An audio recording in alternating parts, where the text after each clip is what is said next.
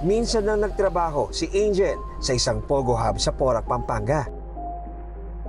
Ang Lucky South 99 Corporation, isa sa pinakamalaking operasyon noon ng scam hub. Sa love scam noon naka-assign si Angel. Ma'am Angel, dito sa love scam na pinasok niyo po, paano niyo ginagawa yung tasking na ibinigay niyo sa inyo ng leader niyo? Ayun po, kailangan mapahulog yung, kumbaga kailangan ma-inlove sa amin yung prospect para magawa namin yung pinaka-task na binigay. So, every day, hindi pwedeng walang video call na nangyayari. Pero mula sa love scam, napunta tayo sa usapin ng totoong love, no? Ng pag-ibig. Kwentuhan mo naman kami, Ma'am Angel. Itong si partner mo, no? Paano mo siya nakilala? Doon din po sa, sa compound. Doon din sa trabaho mo?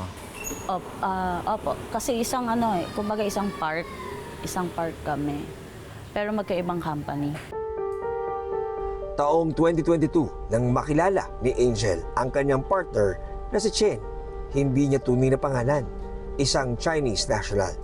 Anong bagay tungkol sa kanya yung na-inlove ka sa kanya? Yung nahulog yung loob mo sa kanya? Yung pagka-caring niya talaga. Pinaparamdam na napaka-importante niya mo sa kanya. Opo. Yung iba yung niya yung love language niya. Kumbaga hindi man siya magsabi, pero pinapakita niya talaga sa gawa niya. Makalipas ang 5 buwan, nabihiyaan sila ng anak. Tapos dumating si baby. Yan. Ano yung naging emotions doon? Paano nagbago yung buhay niyo dalawa? Ano po, yung first time niyang malaman na buntis ako, pinastop niya na talaga ako mag-work. Tapos, kasi hindi po kasi talaga kami magkasama nung buntis ako. Kasi stay-in siya. So ako umuwi po sa amin.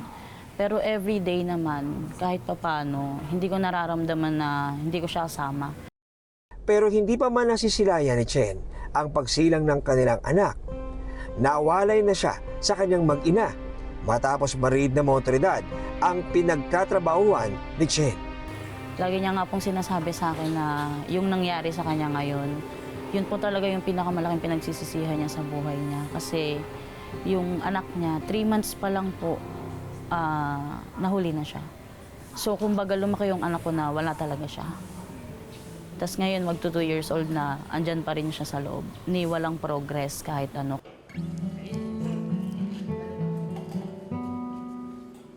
Dalawang taong gulang na ngayon ang anak ni Angel at Chen na tatawagin nating si Kurt. Nakalitin din si Chen ngayon sa pasilidad ng PAO sa Pasay City, kung saan din siya nahuli ng mga otoridad. Ngayong araw, ang dalaw ng kanyang mag-ina.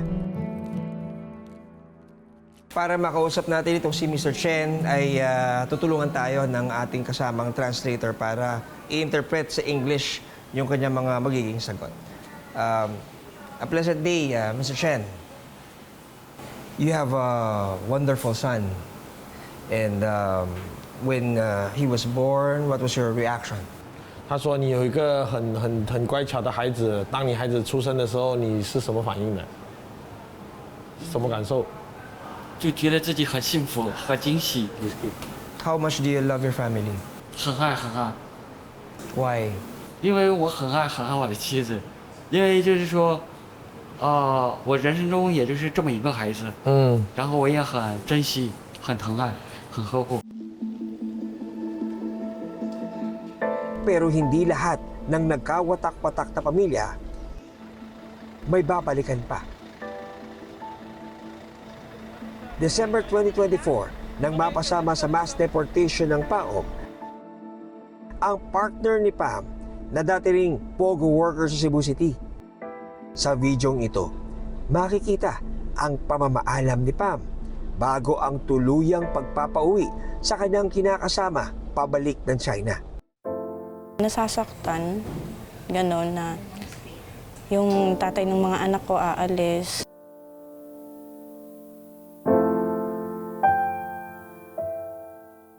Pam, dun sa pagkakataong yun, binidyo call mo lang yung mga anak mo. Opo. Bakit hindi mo sila sinama? Kasi yung ibang mga nanay, bit-bit nila yung mga anak nila nung napaalam sila doon sa mga partner nila. Ayaw. Pero ikaw, hindi mo din sinama. Opo, ayaw niya po kasi makita ng mga anak niya na nakatali siya, tapos aalis siya, ganun po. Bakit? Ayaw niya din po siguro masaktan pag pumasok na siya sa loob, tapos yung anak niya nakikita niya. Naiwan sa pangangalaga ni Pam ang kanilang dalawang anak. Pero hindi lang pala mga supling ang naiwan kay Pam,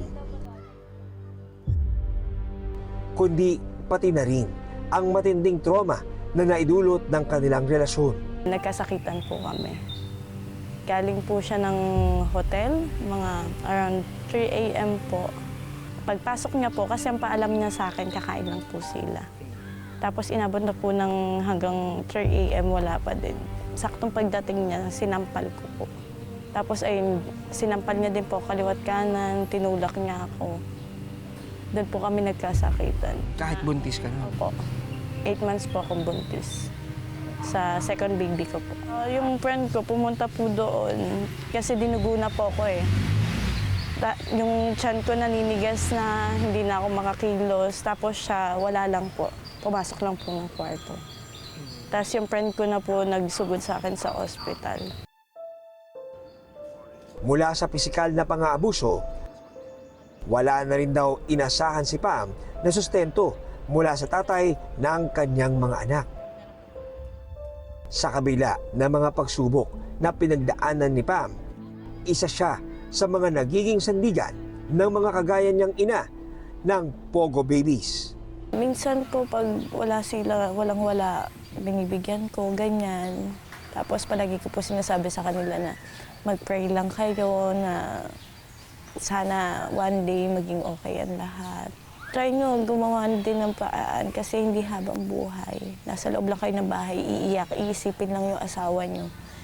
Pag inisip nyo na inisip lang yung asawa nyo, wala kayong kakainin. Wala kayong kakainin bukas.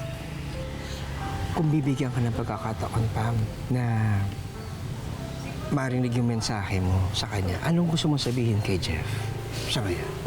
Sa ngayon po, ingatan niyo po sa akin, Lina. Na huwag niya papabayaan niya sa akin, Lina. And that palagi lang po siya mag-pray. Palagi lang po siya magdasal na sana malagpasan niya lahat ng pinagdadaanan niya. Maraming salamat sa pagtutok sa Eyewitness, mga kapuso. Anong masasabi nyo sa dokumentaryong ito? I-comment na yan at mag-subscribe sa GMA Public Affairs YouTube channel.